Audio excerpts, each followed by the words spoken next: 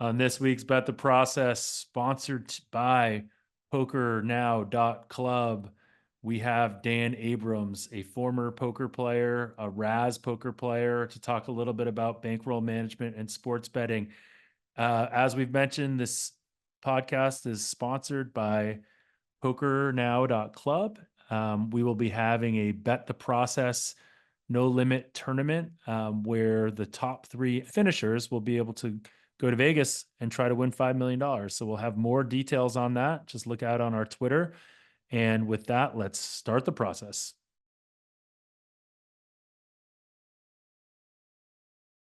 Welcome to the Thanksgiving episode of the Bet the Process podcast. I'm not even going to go back and re-edit that because it just sounds very natural. Bet the Process podcast. Rufus is in Maine. No, Washington, D.C. area. Your family house in the summer is in Maine, but during the holidays, it's in Washington, D.C., right? Well, yes, it is. This is where I grew up. We have like this little farmhouse up in Maine that is under renovation right now. So, but normally Thanksgiving's a big holiday for my family here. We have like 25 people here. My mom is actually making turkeys right now. There's multiple turkeys. Multiple birds, yeah. How is she going to cook them? In the oven. She's not deep frying.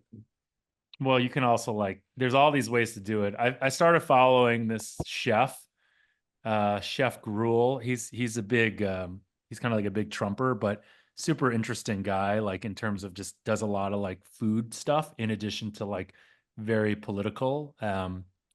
I mean, I shouldn't say he's a super Trumper. He's very right wing, not very correct, very right. I mean, I will leave it to you to decide whether right is correct or not. Okay, let's not get into politics. We've done too much politics recently. Okay. But anyways, they've been talking about all the best ways to cook a turkey. So as we've mentioned before, this episode is brought to you by PokerNow.club. God, the URL is very confusing. PokerNow.club, which is a great way to play poker with your friends. And are you excited for the Bet the Process tournament? I think we should do I think we should do a bounty where basically whoever knocks one of us out, there's some bounty. Like I'll pay, we can either do it for charity, which I still need to tell you what charity you need to donate for. Yes. In terms of Survivor. By the way, I'm out of Survivor. Do you hear what happened? We both lost. No. We both had Washington. What happens then? We split it. Yeah. It's kind of like an anticlimactic way to go. What's that? I think it'd be better if you both had to keep going. Yeah. By the way, were you watching? Well, so the game didn't actually matter that much. I mean, I guess it did, but did you watch the game? I wasn't clear on what I wanted, right? Do I just want it to end there and just split at that point? Or do I want this thing to go on? I mean, it's gone on considerably, considering how many people got knocked out early. It's been dragging on. You guys were on the same teams every week, right? For a while. No, there are a couple games that we had different ones. Like there was one game that he had Detroit. I was a huge dog to him. He had Detroit and they were like 14.5 point favorites. It was that one against Jacksonville. And I took Miami against, I forgot who they were playing, but I took Miami against someone and they won. They won and covered also. Anyway, so, but yeah, no, that's over. So I will now guarantee that next week I will tell you exactly who I want you to donate for. So I've gotten some great suggestions from our friends on Twitter then, and I will make sure that we will announce that. But do you want to do the bounty for knocking us out on this PokerNow.club tournament? What do you want that to be? We should make that straight cash, homie, because that'll be fun. Okay. We will put up, I don't know. Well, what is the buy-in? There's no buy-in. It's free. So what's the first prize? The first 3 prizes, I wish you paid attention to our sponsorships. The first 3 prizes are entry into that free roll $5 million tournament in Vegas, December 13th. The WESOP. What's up, Rufy? Jeff, have you ever heard of things where people will answer questions they actually know the answer to provide content. Rhetorical? No, No, that's not no, it's rhetorical. asking you a question. I know the answer, but I'm having you Oh, explain to our oh my listeners God. You are how so oh talented. my When did God. you become so talented at all of this stuff? I learned from Michael Lewis. Hmm. I heard you were on the Michael Lewis podcast. I was. You and Tom. I haven't got a chance to listen to it yet. I'm just kind of like Anton. upset at him because he said all these different ways that he's going to use me in this podcast series, but he never did. So he said he wanted me to like Well, teach his son how to count cards, but he was going to come over and do an episode where we did that, but we never ended up doing that. So I taught his son last what was this? Maybe summer, spring over Zoom about sports betting. His son and his yeah, son's friend. It yeah, was he wanted interesting. me to teach him how to count cards. Maybe he still will. He's still in the area. I got to look him up to go do a hike. We do hikes every once in a while. So yeah, we should see if he wants to come in this podcast at some point to promote his own podcast. Did he do an episode? Did you do an episode with Spanky also? I think Spanky was featured in an episode earlier. It's the whole season is telling a story. Oh, And so it's a narrative podcast. And for example, I mean, this most recent episode was about, well, it was the continuation of Lydia Jean Cott, his producer, who was and our former betting mule, who became a VIP at MGM and was offered tickets to see Charlie XCX in like a suite. And then in this episode, you learn that it got taken away at the last minute when they were like, sorry, your account has been stake factored. And um, and Michael Lewis delves into some of the problem gambling stuff this week, which I find, I think is very important. And I'm hopeful that this podcast can actually kind of change the sort of conversation about that. all right. Now you're making me want to listen to this podcast, even though I'm still bitter that Michael didn't actually get me involved in it. Jeff, not everything is about you. That's not true. Uh, It's all about but me. you're right. You're right. It is. It's all about me. The world is Okay. about me. It just so happens that other people live in it. The Bet the Process / Rufus Peabody college football heater is still going on. Can Last we week, say what the actual, I mean, last week, what did it go? Someone needs to make a list of all the plays because I don't actually one write of our down which one. listeners that actually knows how to write shit down. We don't know how to write shit down, so maybe that's the problem. But I know you did What, well. why don't I go back in You had time like and find all Liberty. of You had them? Liberty for sure. Well, someone tweeted out something about how I think it was, or they made allusions to mascots and made some sort of metaphorical thing that made it sound like You had more players USC, I won. think. Yeah. Definitely USC. You had Air Force. Definitely Air Force. Yeah. Yes, last week was like one of the first weeks that like um I like looked at watched some college football and sweated some games. So it was kind of fun to like be on some of your sides that weren't very sweaty. I mean, USC and Air Force USC were was more both sweaty. no, they were both sweaty, but they were like sweaty in that good way where you're like, oh yeah, I feel like we got a chance. I mean, Air Force was You like feel the good vibes. they're like short yardage. These like service academies, watching them run short yardage is like the best thing in the world. You're like, oh yeah, it's just like having the tush push at your disposal. You're like, oh, I'm just gonna get this and one all the time, right? So It certainly seems that way. They're very good at that. yeah, Although Army got blown out by Notre Dame. they The did. Army Notre Dame team, might be but pretty I'm good. What do you think of the college football? Have you looked at the playoff rankings?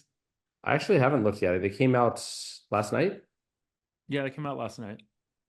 There was some interesting. I mean, they had Clemson 12. I mean, it's very weird, I'm pulling like them up. because right now, if they actually did the seedings off of what it is right now, Ohio State, Oregon, and Georgia would all be on the same side of the bracket, which I think we know is probably wrong.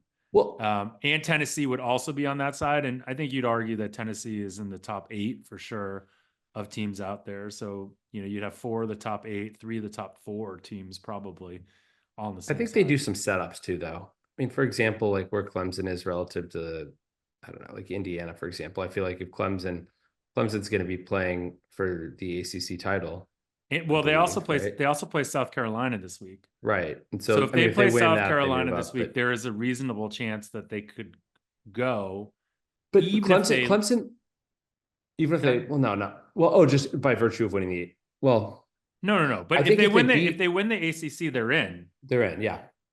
But my point is, if they beat South Carolina and then lose in the ACC finals, because this whole thing about Three whether loss. teams should get penalized for losing in their conference championship game, right?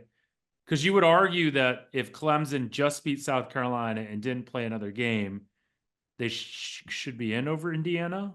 I mean, they would hold I like mean, a they would, by better. virtue of being an ACC team. Yes. Well, they just have better. Indiana doesn't have any real, like their biggest win is Michigan, and Michigan is it's not good, right? Yeah. I mean, they had a good game against Northwestern this week. That kind of came out of nowhere in terms of their offense. Who are you talking about? Michigan. I thought we were talking about Indiana still. Well, right now we're talking about their best win. Right. Their But I best do win is think, Michigan. I mean, like, okay, fine, but like, we're not. Michigan is not South Carolina, right? In any world. correct. It's, I mean, I do think some of these, it is kind of, well, it's interesting to look and see the three loss teams. They're all, basically behind all the two loss teams, which makes sense. But it does seem, well, and ahead of the, well, not the Arizona States and the Iowa States, but I mean, like Alabama, Ole Miss, 13 and 14, are they drawing dead at this point? I mean, that's what I wonder. I mean, I have three futures. I have Tennessee at like 30 some to 1. I have Ole Miss at 35 to 1, and I have Georgia at like, I don't know, 5 to 1 or something like that. And, I felt like I was only going to get one of Tennessee or Ole Miss in, and I thought I was going to get Georgia in. And but what was interesting is, so I had some old Tennessee to make it into the playoffs, yes or no, at plus money, yes, Mhm. right, like plus 170. And then before the Georgia game, I actually bet the no because I could get the no at plus 170. And I basically just like locked in that profit because I thought they were going to lose to Georgia. And I just didn't think there was that much of a chance if they lost to Georgia that they would get in. But then with all the carnage that happened last weekend, they're for sure in as long as they beat Vanderbilt this week. So Think so. But what's I that? mean, again, okay, so think about where they could get jumped because they're not going to have the opportunity to do a lot of jumping. Um, Clemson beat, They're not gonna get. I mean, the only chance they could, so probably I not don't think they jumped can get by jumped. Alabama or Ole Miss, No, correct? they can't get jumped Correct. by them, right? No, But this is again assuming they beat Vanderbilt, which is not. It's not for sure. It's not certain at all. although it Vanderbilt is. is, Tennessee is a team I played this week, actually. Oh, you Minus 10 did. and a half. Yeah. Okay. So that's interesting. There's a trip through college for you guys quickly with just one Rufus pick. It's a smaller Um, play for sure. I But don't think I think that they don't. There's no chance that they don't make it if they beat if they beat Vanderbilt. I think they're in. no, I think you're right. And they're not, yeah. the real question is Georgia beats Georgia Tech. They lose the SEC championship to say A&M. They have 3 losses. Are they in? I mean, That's a if they lose to Texas, big they're unknown. for sure in, right? But if they lose to A&M, are they in?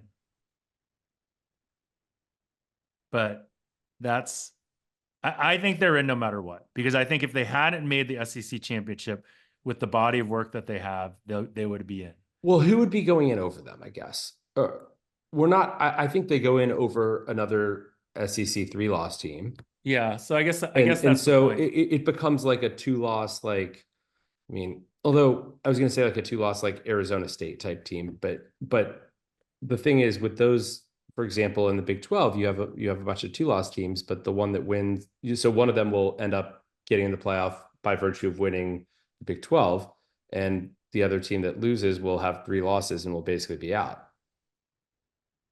Yeah. And yeah, I don't see a way that there's a 2-loss big. Well, I guess well, technically it could happen, right? Because you have 3 Big 12 teams with 2 losses, and only 2 of them are going to be playing for the championship. And I haven't actually looked at those tiebreakers, but I think the Big 12 like F themselves. They're not going to get more than one bid in.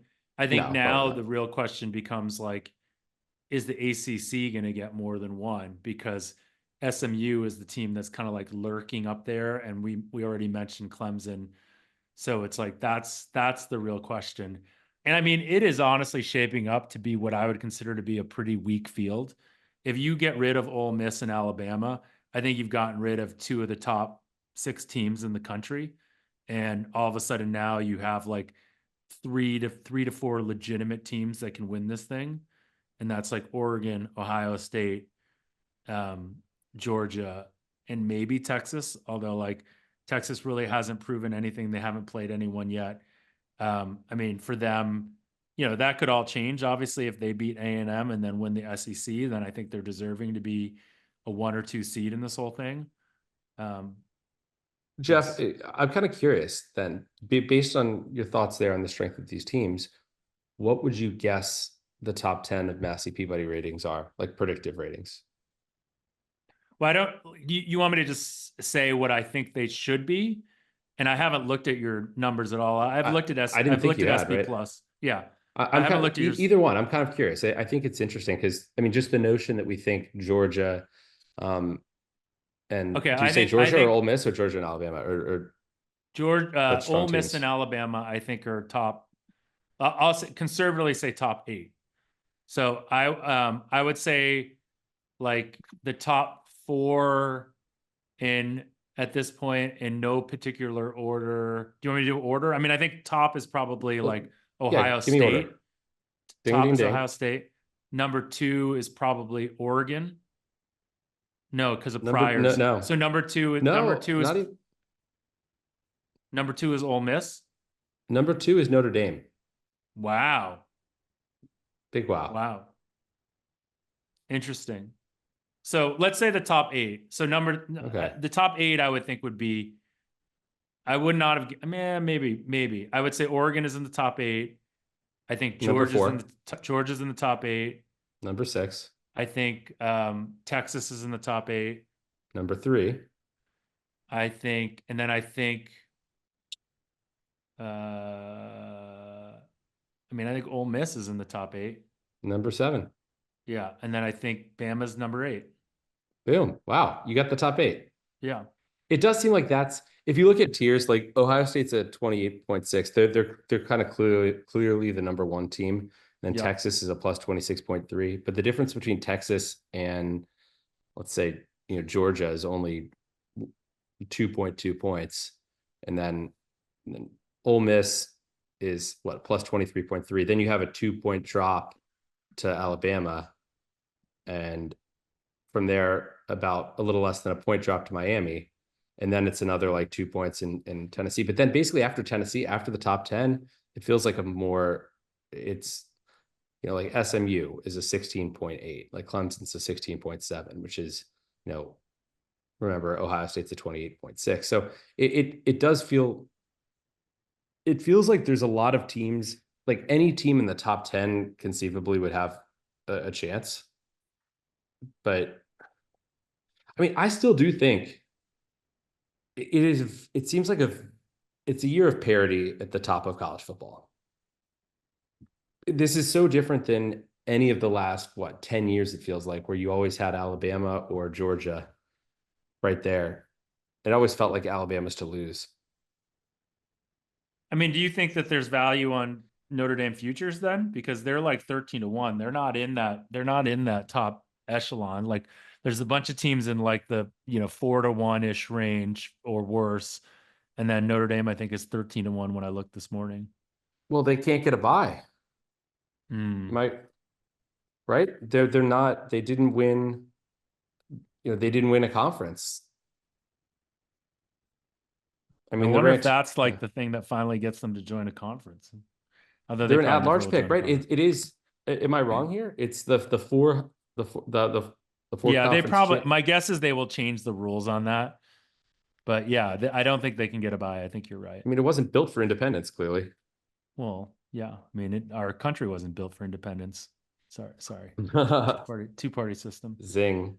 Zing, zing, zing. Do you want to do trip? Although, oh man, I went a different direction. I was like, our country was all about independence. Ooh, Independence, and CE, I not got you. TS. Yeah. I got you. Do you want to do a quick trip through college before our guest joins us? Yeah, So we let's do the don't. trip through college now. Okay. I will pull up the numbers. Yeah. I gave you a brief trip through college today or last You did night. because I needed stuff for Kornheiser. Speaking of which, how has Kornheiser been going? It's good. I'm like 5 or 6 games over 500. I was like doing pretty badly, and then I kind of like went on a little bit of a heater, and so Nice. I'm like 6 games over 500. My NFL betting, like, and I have one person to thank for this, and his name is Judah, has been great. Mm. Just reading Full his game stuff. newsletter. What's that? Full game stuff. Mm-hmm. He Yeah. doesn't give Like full game stuff, but sides totals, I mean, right? he basically gives a sort of like scouting matchup of the game for his tails stuff.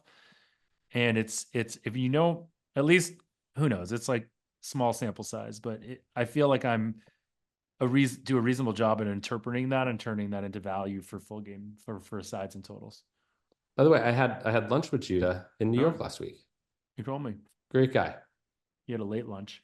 Okay, It was. so Okay. quick So trip through first college. we're gonna go with the strongest play on the docket for me this week. And you know what? I feel like this Let is me the guess, is last it week of the Louisiana season. Lafayette? I told you that already. I So know, yes, it was a joke. It was it's funny. Louisiana Lafayette minus 9.5. I think there might be a -9 out there too. There is Minus minus nine, nine, minus nine and a minus half. nine, slightly juiced. Yeah. Yeah, You know, I don't know why. I can't tell you those things, but it is, it yeah, is your strongest play. it is what it is. It's very strong. Another game that is also equally probably not exciting to people is Texas State -1 at South Alabama. It's pretty exciting. You probably It find that on is. the watching that on Flow Sports or the Ocho. I guess we're gonna have to include Tennessee since I already said Tennessee. Although actually, let's see, that price. Let's see, bet online 10.5, 10.5. I mean, it's 10.5 or 11. Yeah, that's definitely. I mean, we played it at 10.5 and 11 reduced, so it's a pretty small play for us though. So it's definitely not. There's not. I wouldn't play it at 11.5, for example. Yeah. Um, there's one I'm still trying to decide if I want to pull the trigger on, and that's depending. Actually, if I can get a full position at plus 21 and hold my nose, and that's Michigan. But the other thing, actually, Michigan. Well, is Bryce Underwood playing? Do you know? I don't even know who that is, Jeff. You haven't heard this whole thing? No. He's like the 5-star -- 1 recruit committed to LSU, decommitted to LSU, Oh, and is going to Michigan because Larry Ellison's new wife, is a Michigan fan, and basically wanted that as a present. interesting. Yeah, crazy. So what is interesting, there's another game where I show a little value, but am kind of reticent to pull the trigger. And this is not a play. I haven't played it, but there's a qualitative reason I think it might be showing value, and it's Purdue against Indiana. Do you think I mean, it seems like Indiana has incentive here to run up the score and look as good as they can for the committee. Like that opened at 26, went all the way up to 29.5. And I couldn't help but think that was part of the reason.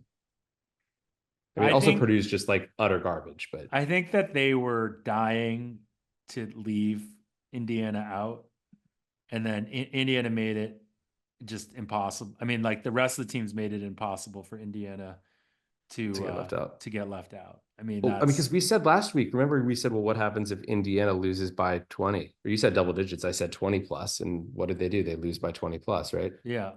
Yeah. And I think that like from how much they moved down, even with all the carnage, if the carnage hadn't happened, they would be outside of this, right? I think you'd be looking at a world where Yeah. if Alabama and Ole Miss had both won, I think you'd be looking at a world where you might be getting 5 SEC teams in, which is I think in many ways what they wanted to do, but Alabama and Ole Miss just did not do it. Correct. You know what? Since it's the last game of the regular season, and I'm less, it's not like I'm going to be giving away a lot of future value. I might as well just completely jeopardize the heater by giving some more games, I guess. What do you think of that? Sure, The I ones love that it. were full plays on already. Louisville, we took -3.5, and the Oklahoma University, OU. They're not the University of Oklahoma. At +6 and +6.5. And one last crappy game if you want. Do we want one last crappy game? Of course. I think the people want plays. Old Dominion -4. Old Dominion -4. Love, love, love. I think it's 3.5 some places too now. Even better. All right. We're going to welcome in Dan Abrams to the Bet the Process podcast, and then we'll talk to you guys all again next week. Happy Thanksgiving to you all, and you will see more and more information about our tournament that we're going to be having. So hopefully you guys can all join us in our Bet the Process No Limit Hold'em knockout tournament. So we'll welcome in Dan. We now welcome in Dan Abrams to the Bet the Process podcast, who was brought to us on Twitter when we were looking for someone in the poker realm, because this episode is sponsored by PokerNow.club. And Dan, you got your start in poker, but now you are a sports bettor at some level. I think the first question that I had for you, and this is like a kind of a macro thing, because you're also an electrical engineer. We're talking a little bit about why you actually had to be in an office today, which is like a foreign concept to, millennials these days. But as you think about your career as an electrical engineer, clearly like being math inclined, all that kind of stuff, how did you go from that to all of a sudden being an advantage player? Because I think very much the way you think and listening to your appearance on Circles Off made me think of you as an advantage player, like someone that knows how to seek out and see edges, right? So starting with poker, moving into sports betting, how did that whole without getting into like some of the poker stuff specifically, but just like, what do you think got you into the world of being an advantage player, thinking from an advantage perspective? I think in reality, I was always kind of an advantage player. I just didn't know it. I would always seek an edge in things and try to outplay people in basically anything I was doing, but I never translated it into gambling at all until 2003 with the moneymaker boom. And I would just, sometimes I would stay up at night and watch the ESPN coverage and got all excited about No Limit Hold'em like so many other people did, except most of them were, 21 and had, an immense amount of free time. I was already in my 30s. I had a full-time job as an electrical engineer. I had a family, had a lot going on. So I couldn't really devote a whole lot of time to the game, but I really got interested in it, and I just got started that way. That's interesting. So you got that, and like you're known, your Twitter handle is Razz versus it's not No Limit or Dr. No Limit or Dr. What's that? Razz Or is more Dr. efficient. Omaha or Dr. Hold'em. Anyways, what attracted you to Razz in the first place? Just because And what is Razz? Describe what Razz is to everyone, and then like what attracted that Besides to the tout you service. Yes, not right. Razz. Yes, exactly. Very different. Razz, not Razz. Yes. Anyways, right. RAZZ. It's a 7-card stud variant Most people I think who know poker would know what 7-card stud is, even if they haven't played it. And it's just like playing 7-card stud backwards. You're trying to make the lowest hand, and the high hands are bad. But things like straights and flushes don't count against you. So the best hand you can make in Razz is ace, 2, 3, 4, 5, and it's okay if they're all the same suit. And I really had, tried to dabble in all the poker games when I first started playing online, trying to figure out my niche, because I pretty quickly figured out that I'm not going to be able to keep up with the 20-somethings at No Limit Hold'em.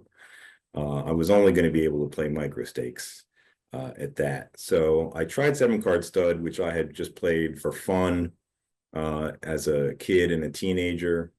And I was doing okay, but I got a real period of being card dead, where I just couldn't get any starting hands to play. And from that, it kind of drove me to play Razz, because I had heard about it, and I saw a little bit of the coverage on ESPN.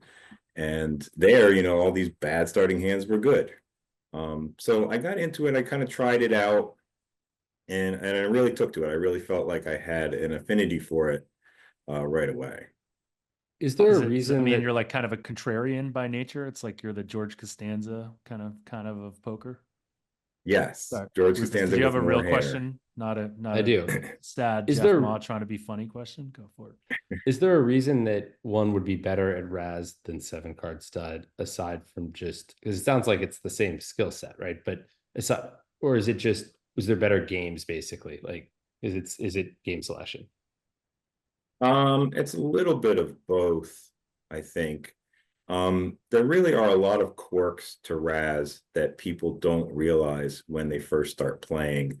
And a lot of players are just so bad at it, but they don't take it seriously, so they never improve, which is great if you want to actually take it seriously, because you can get ahead of them pretty quickly. And there really are a lot of backwards things to Razz, where you would, a lot of games in poker, the worst thing you can do is call, right? You either want to be raising or folding most of the time. In Razz, there's a ton of situations where calling is correct, and there's just nothing else that makes any sense. And then there are certain borderline situations where you're going to have a call fold decision, but there's no possibility of raising, just because your board gives away the fact that you can't possibly have a good hand. And those things just aren't true in the high only games. Is the distribution of like hand quality different? I mean, if it's like the shape of it, Yes, is that the absolutely. key In terms of reason? yes, right. Because like in Hold'em, aces are the best hand, kings are the second best hand, but aces are way better than kings, and kings are way better than queens. And there's only a few combinations that you can get where you would start with those hands in the first place. So you're left playing a lot of sort of good hands that are sort of good in different ways. In Razz, you can be dealt a bunch of different combinations of 3-card hands that are 3 to a 5, 3 to a 6, that are almost identical in terms of their actual value, but they come up a lot more frequently. And then it's very rare to get a completely unplayable hand. Whereas in Hold'em, even a hand like Deuce 7 offsuit is going to have some reasonable equity even versus aces. Whereas in Razz, if you get trip kings, there's almost no way you can win. That's so interesting. Interesting. Right. Like there's no nut. Well, yeah, the top end is not very much higher, it's like more of a plateau in the distribution than sort of a peak.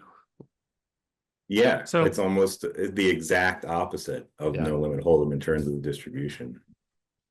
in your interview on Circles Off, one of the things I noticed is that you like read, so you're literate, which is obviously a great quality in the world. How do you think about like the role of, because like we had a sponsorship earlier where we talked a little bit about the process by how people were getting edges in the financial markets by reading research papers, using those research papers to then prove out, and it sounds like you read books on poker to start getting an edge in that.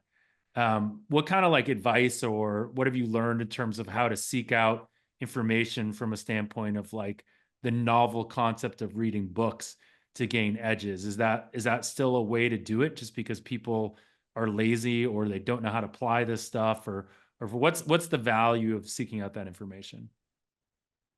I think the value is getting kind of a real depth of focus for an idea that you can't get from an article or a tutorial that you might watch online. There's a real depth to reading a whole book about something. And not, I promise this is not a self-serving thing when I say it's much better to get the actual paper copy than the Kindle, because every book that I read that was useful to me, there's tons of notes in the margins. And that's where the good stuff is when it sparks an idea in your head that says, I want to find out more about this, or what about this? And you make a note in the margin and then you go back and you figure that out later. So explain that, because I think that's really interesting. I mean, our podcast is called Bet the Process. We have 7 listeners, but our 7 listeners would probably benefit from this process that you have around reading, right? Like, again, this is like a lost, I mean, I'm being somewhat facetious, but I'm also being honest where I think this is a lost art. So explain to us how you read a book. I'll start out and just read it linearly, because I assume, the author had some reason for organizing it that way. But then I'll go back and I'll reread things that I had highlighted or that I had marked, questions that I had. I'll reread it, try to figure out from the context, whether I can answer the question. If not, I'll do my own research to try to figure it out on my own. And I think that's a really helpful way to go about it. Got it. Okay. Now that we've learned You, how to you read and a Rob book, weren't really able to connect on this, huh? On the reading stuff. Rob famously thinks reading is negative EV. really? Yeah, well, to each their own. He's Yeah. a different generation. Starting to think Rob might be negative EV. Okay, so But just I kidding. was, I mean, look, I have learned a ton from, reading, like getting started in this industry. All I did was read academic papers because I did a literature review for a professor at Yale back in the summer of 2007 on all academic research on sports betting markets. And I just had I literally have a notebook. I found it actually. It's in a banker's box in my apartment.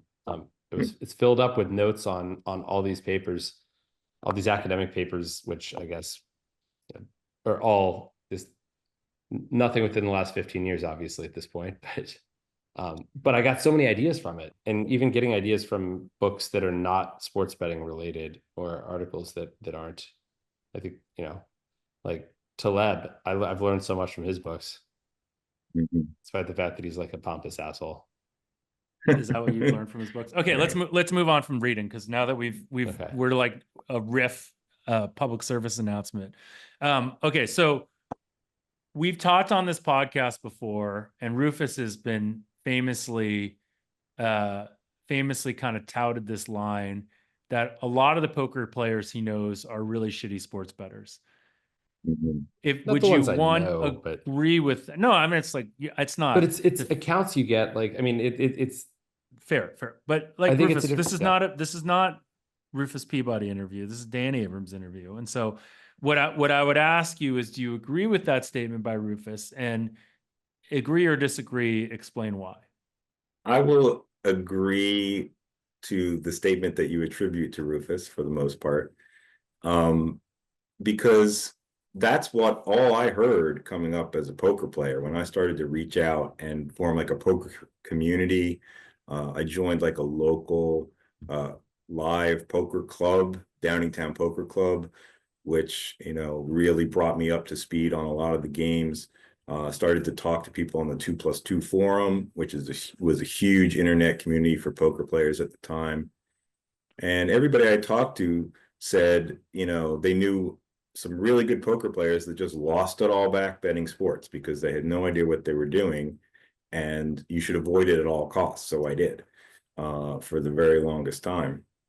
And I think, they're both advantage plays, but they're really very different approaches. Poker feels like it's a one-on-one game. Even if you're at a full table or in a tournament where you're essentially playing against everybody else in the room, most hands boil down to a one-on-one contest, and they can be kind of encapsulated that way. Sports betting, it's a much bigger landscape, and you really have to think about things a little bit differently in order to internalize what you have to do to be an advantage plus EV better.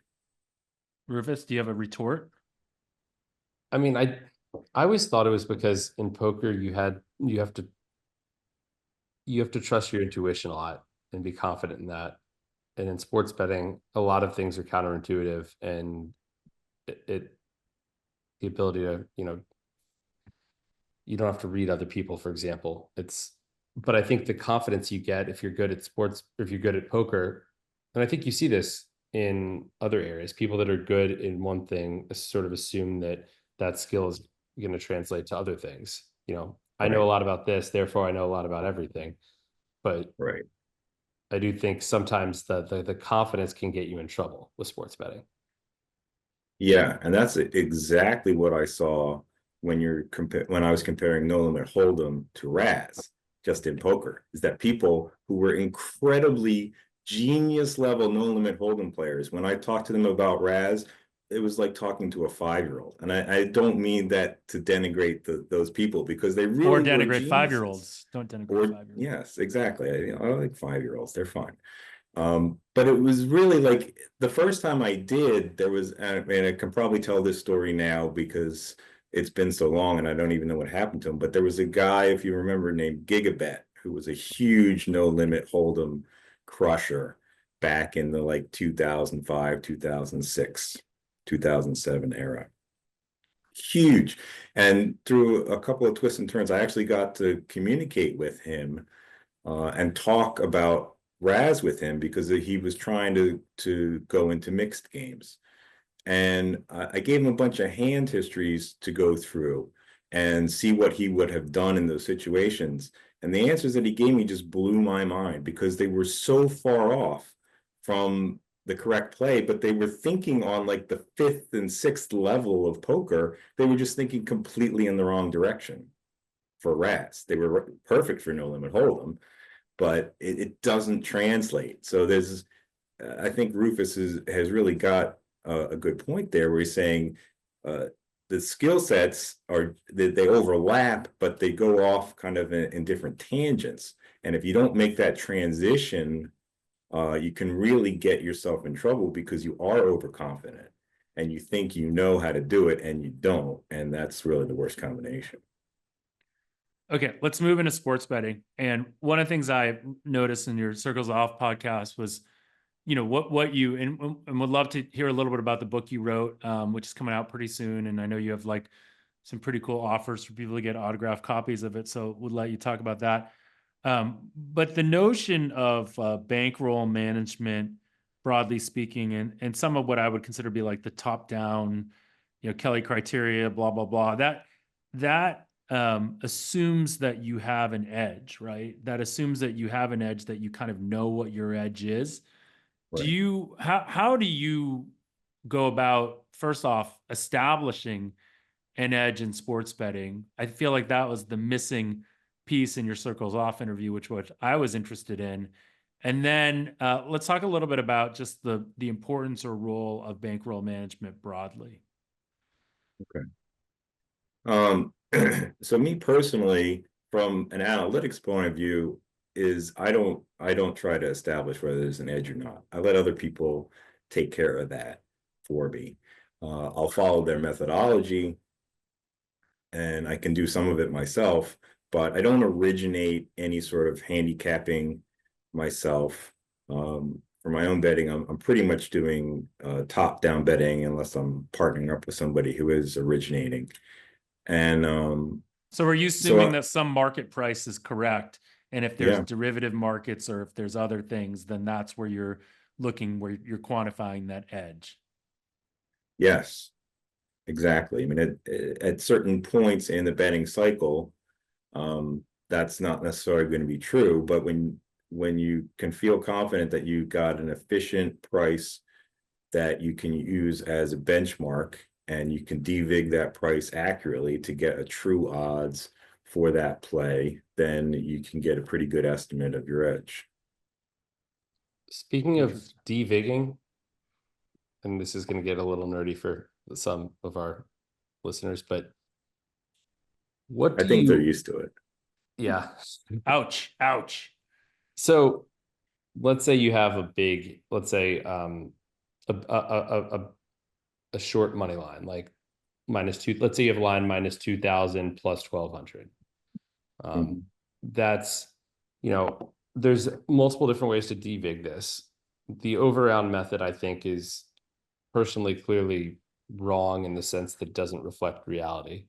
The over-round is you add up the implied probability of both and divide one by the probability of both, right? So you're assuming that the vig is allocated proportionally, or in such that in a way that the expectation of the bet on either side is the same. But I think, was it Joseph Buckdell that wrote an article saying so someone demonstrated that actually it doesn't reflect reality. Right. I don't know, I feel like this is as much a bookmaking philosophical conversation or point as it is like math, but how do you go about devigging a big money line like that? Well, I actually derived my own method of doing it. The method that you're talking about, that you're describing, a lot of people call that the traditional method because that's the way it was done for a very long time. And then people came about with other methods that are a little different. The additive method, the power method. There's the probit scale method that Plus EV Analytics kind of championed. And a lot of them proved over large data samples to be a lot more accurate than the traditional method. So I took a look at it and I said, why would Wait, people how are you use defining the traditional accuracy? method? Sorry to interrupt. How are you defining accuracy here, though? In other words, if you were to bet, assuming that was the true price, if you were to bet a long paper bet at that true price, that you would win $0 by betting at that true price. In other words, if you devigged the -2,000 plus 1,200 and you came up with like plus and minus 1,500, then betting at -1,500 over thousands and thousands of samples on that side, you would end up winning $0 because you would be betting at the actual true price. And obviously on the other side, if you were betting the other team at plus 1,500 over 1,000,000 samples, you would come out to be $0.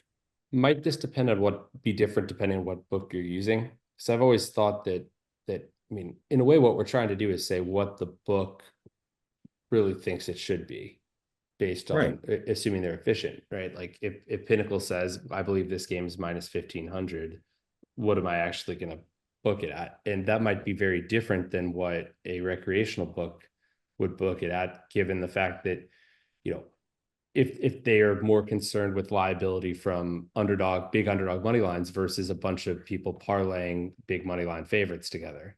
Like I would think that which could vary based on sport and clientele. I would think that they'd want to add more vig in different directions as a result of that.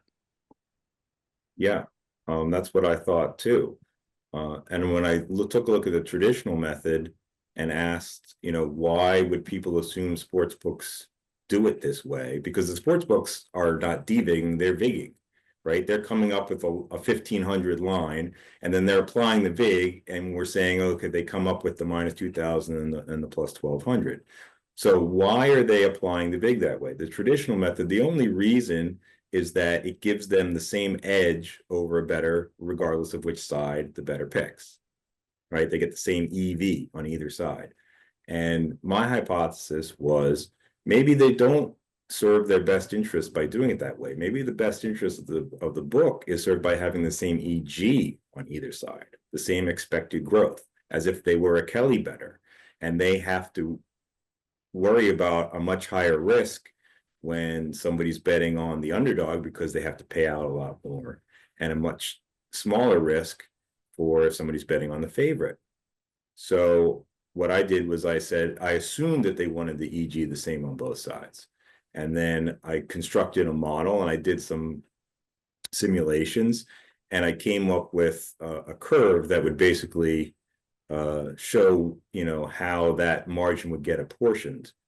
And this was something I wrote about in one of my articles, where I overlaid it with a bunch of other methods that are commonly used to devig. And it basically lined up exactly with the Probit scale model.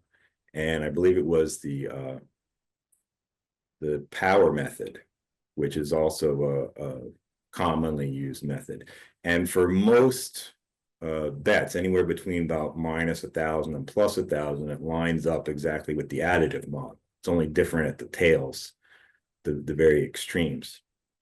So I said, well, it looks like the methods that people have shown by using huge data samples and data science to prove that these methods accurately reflect what most books are actually doing line up with my theory that says this is how the book should do it. Fascinating. That's awesome. I mean, it's awesome when things like, as you said, like books are actually vigging. We're trying to kind of figure out what they're doing, what their motivations are. And it's kind of awesome when you're able to, when the way that they should theoretically be acting is actually reflected in reality. Right. So do you, there are these like money line bets, and there are what we consider like to be like the more 50-50 bets. Do you think that either is harder for a sports book to price correctly? In other words, like do you feel like one is there an opportunity for more inefficiency in one market in their ability to get to a like devig true price versus the other, or are they the same? I think the money line prices are probably harder because as you diverge from the 50-50 probability, there are a lot of kind of tail effects that's really hard for them to account for. And the same thing will happen in a spread. I mean, if you're trying to put something at, plus 20.5 points as opposed to plus 3.5, there's going to be a much bigger range of outcomes that are possible. But I think there's a certain herding effect where they can kind of look at the rest of the books and get a certain sense of security with spread bets, because just from a empirical point of view, you don't see a whole lot of divergence when it comes to spread bets. Yeah, maybe for player props, but for point spreads and totals and that sort of thing, those very quickly converge from one book to the other. Whereas the money lines can often be so far apart that you find arbitrage opportunities, maybe not right before game time, but sometimes even then, if there's something that moves the market. So I think they have a much tougher time pricing those money lines. Rufus, do you have any more questions for Dan that you want to dive into? I mean, we could nerd out for a while on this. Why don't you take it in a direction that you want to do? I have a couple more questions, but I'm happy to let you take it in a direction. Well, I think we kind of went off onto a tangent, and that's my fault a little bit when you were asking about Jeff about the fact that with Kelly, if you don't have an edge, you shouldn't bet anything, right? So, and we were getting into sort of the root unit staking that Dan presents in the Pinnacle article. Right. Yeah, it's probably a good time maybe to go into a little bit about your book and like what made you get into that, and sort of like the idea of I think root staking was covered pretty well on Circles Off, so like maybe not so much about that, but love to get into the book and then a little bit about just the concept of bankroll management, unless you want to really nerd out on root staking, Rufus. No, that's okay. I feel like that kind of thing is harder for, at least for me, harder to do on audio. I feel like I kind of need to see stuff like that. I was listening to that thing and I was like trying to write things down, and do like whatever. Anyways, go ahead. So Yeah, tell us a I little don't about your want to. book first, and then I don't we want can to. kind I of don't go want from to there. tout your competition, but I just recorded another podcast where I did talk more about the root unit staking, and we put up a table and stuff. So that will be available for other people to We don't check out. really have competition. You're welcome to tout our competition. Like we are Wait, do our 7 listeners listen to other podcasts? I know, like I don't know. I'm curious what you consider to be competition. So what podcast did you do that is competition? The TradeMate Sports podcast. They're out of England. Oh, yeah, that actually sounds way above our listener base. So I'll have to write that one down. I've never even heard of it, so hopefully heard it's of not it. competition. Anyways, go ahead. Like, tell us about your book and why you wrote it and what you're hoping to get accomplished with it. Okay. I mean, I'll try to kill two birds with one stone here, because you did kind of hint that you want to talk about bankroll management as a general topic. And that's really the theme that runs through the whole book is different ways of approaching bankroll management in more complex situations than just here's a bet, figure out your edge, here's how much to bet on it, wait for it to grade. Because that is the sequence that was used by John Kelly to figure out the Kelly criterion. And that's the only way that the Kelly criterion in the simple formula that people knows actually applies correctly. When you have any wrinkle to the situation, you can still have the same goal, which is to optimize your expected growth, but you need different formulas and different methods to get there. So that's the whole point of the book, is to go into why you want to do it this way, and then how to actually work out the formulas and the methods to take advantage of these other opportunities. And it all started literally with just a single article that I ended up publishing on the 2+2 Poker magazine, which is not even around anymore. But that was the only place I could think to publish it, because nobody knew anything about me as a sports bettor, but I had written articles about poker for them long ago. So I said, hey, I've got this idea for an article. Would you guys put it in the poker magazine? They're like, yeah, you're a pretty good writer, so sure, we'll put it up. And that article basically is where I derived the formula, which later Rufus completely independently came up with for his hedging calculator that's now unabated. Where you take a bet that you've got currently, and you want to know how much should I hedge against it? Should I hedge anything? Should I hedge a lot? What's the optimal fraction to hedge? And I realized that you can't just look at it in a vacuum. You have to look at it in terms of how much of a potential payout does your existing bet have compared to your bankroll. That's really what drives it. Yeah, I found when I went through building that, it was, I mean, I don't know, it's so fascinating.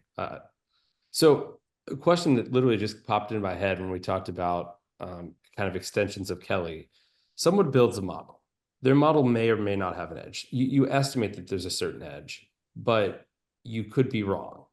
And that's why people kind of believe in like fractional Kelly in a way. If you knew your edge, if you could quantify for certain the edge you had on every bet, then full Kelly makes the most sense.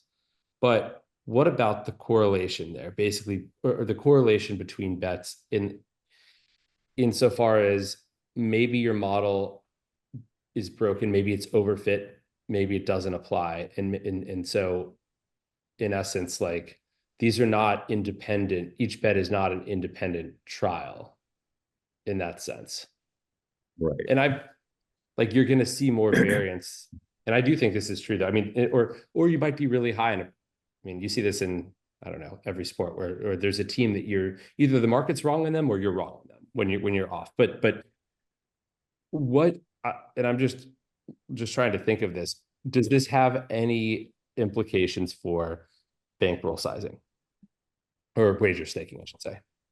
Right. Now it has huge implications for wager staking, because anytime you have bets that are correlated, they're correlated negatively, whether they're a full hedge or they're just somewhat negatively correlated, it's correct to bet more than Kelly would normally predict.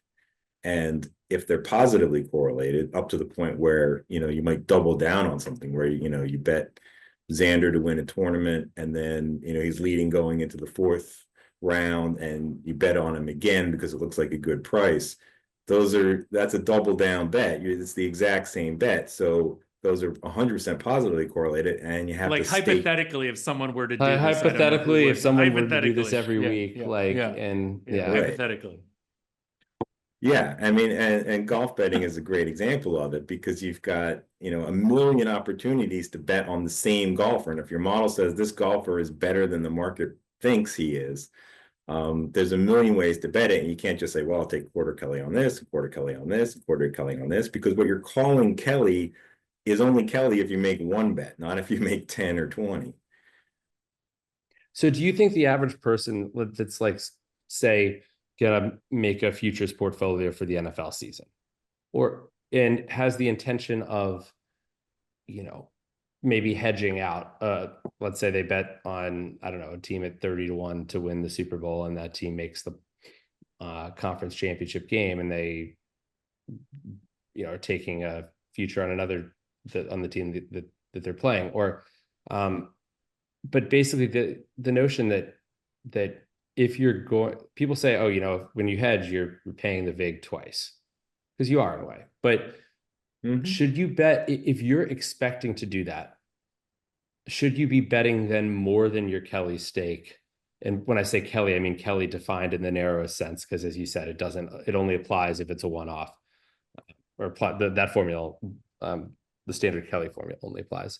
But should you be betting more than that stake if you have a thought of, I'm going to hedge this out later on?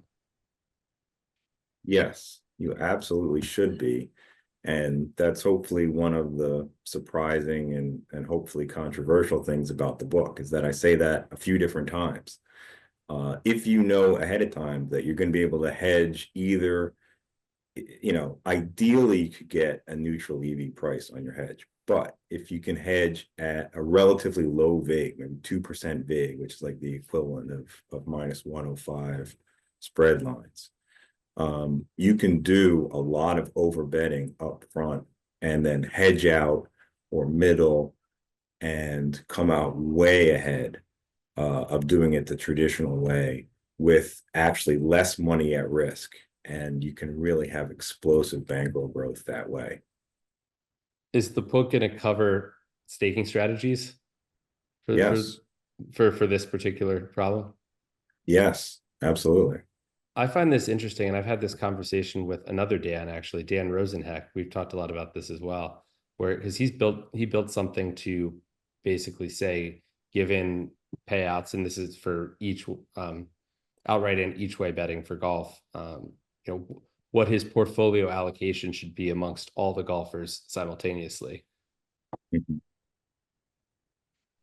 But that doesn't actually introduce the possibility of hedging later, which is, I feel like, a gargantuan problem in terms of computing power take. I don't know. Yeah, well, they're two kind of parallel tracks. One is you bet more upfront with the plan of hedging out to some degree later, based on the price that you can get. The other is trying to balance your bets at the beginning and kind of cover all your bases. And I do talk about that a little bit in the book. And I actually, there was a problem that you and Elihu Foistel had been going back and forth about a while ago. And I included that in the book, and I call it Rufus's Demon in your honor. So you might want to check Rufus, that out. Well, I saw it it was on one of the blogs on your site. Yeah. The reference to Rufus's Demon. I think Rufus has other demons, but that's a whole nother story. I mean, most people would agree with you there. Dan, tell us the name of the book again, and where we can get it. So everyone is and how I can get an autographed copy. Yeah, do it. Yes, definitely. Well, the name of the book is But How Much Did You Lose? And it's currently available in paperback and hardcover on Amazon. I can, have you guys post a link that people can click over to the Amazon store to order those directly. I've already ordered some author copies that should arrive in another week and a half. And once those are in, I'll be able to do some signed copies for people if they want to arrange it directly with me for just a little bit of extra shipping and handling. People can reach out to me on Twitter. They can also email me at dr.razz@yahoo.com to set up that kind of thing and tell me who you want it made out to, whether you want me to say something nice, you want me to say something nasty. It's all up to you. Awesome.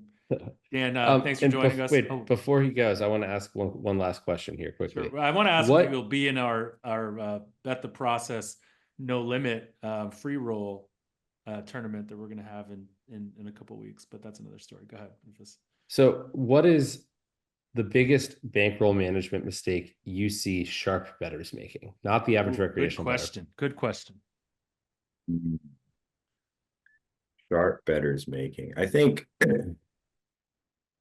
the biggest mistake that they will make is they don't even consider looking into hedging their bets. They think they're beyond that.